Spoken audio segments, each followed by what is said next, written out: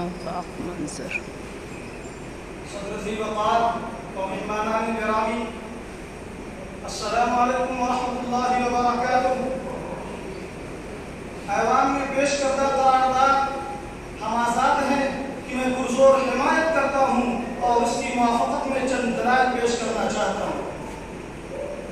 آزاد کا ہر لمحہ پیام ابدیت، آزاد کا ہر لمحہ پیام ابدیت، آزاد کا اندیش حقیقت سے منور، محکوم کا ہر لمحہ مرگ مفاجات، محکوم کا اندیشہ گرفتار و خرافات.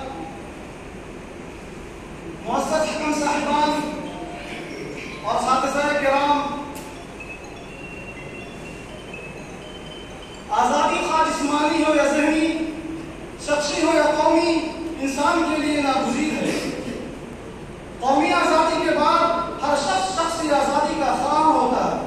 جسمانی آزادی کے ساتھ ذہنی آزادی کا متمنی ہوتا ہے، اور مادی آزادی کے بعد روحانی آزادی بھی چاہتا ہے. کیونکہ اس ذرے کو رہتی ہے وسعت کی ہوس ہردم، اس ذرے کو رہتی ہے وسعت کی ہوس ہردم. یہ ذرہ نہیں شاید سمٹا ہوا صحرا ہے.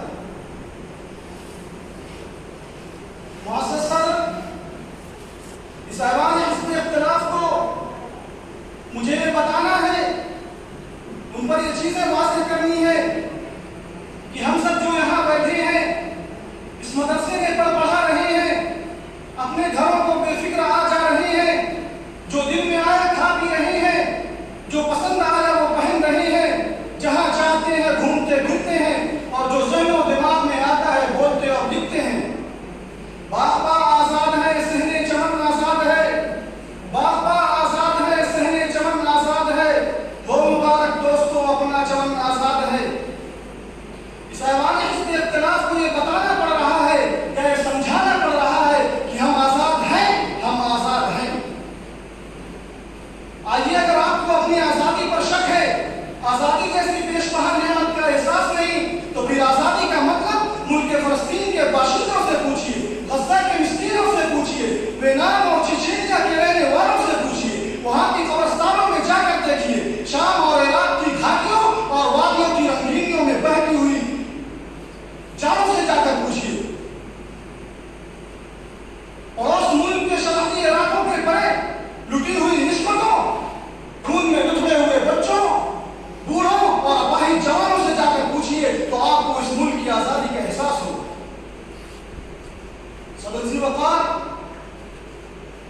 ہمارے اسلاف نے، علماء کرام نے، یہاں کے بوڑھوں اور جوانوں نے، شیر ہندوستان ویر بھگت سنگھ نے، چندر شیکھر آزاد اور سید اشفاق اللہ خان نے اپنے خون کا نذرانہ اس ملک کے لیے صرف اس لیے پیش کیا کہ ہماری آنے والی نسلیں اس ملک میں آزاد رہ سکیں، ہماری آنے والی نسلیں جہاں چاہیں اور جس طرح چاہیں سر اٹھا کر رہ سکیں، اور اپنی توانائی اس ملک کی ترویج و ترقی میں خرچ کریں، اور اس ملک کا اثاثہ کسی استعمار پسند مغربی اقوام کے ہاتھوں نیلام نہ ہو جائے، اور اس ملک کے شہری کو دوسرے درجے کا شہری نہ بنایا جائے.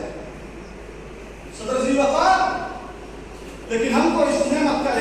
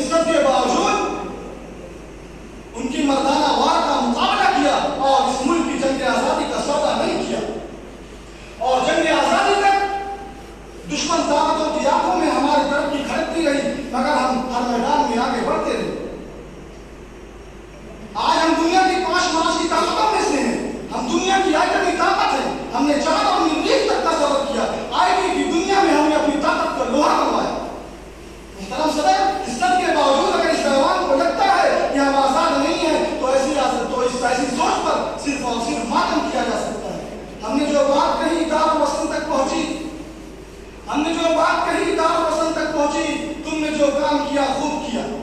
صدر ذی وقار ابھی چند دنوں پہلے 15 اگست کے